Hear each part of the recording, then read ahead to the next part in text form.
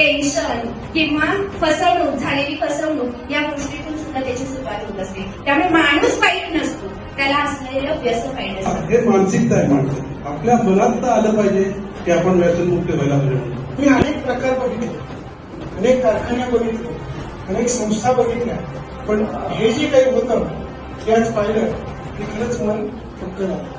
असाच व्यसनामुक्त होऊन पुढे चांगलं आयुष्य जगावं म्हणून मी तुम्हाला शुभेच्छा देते.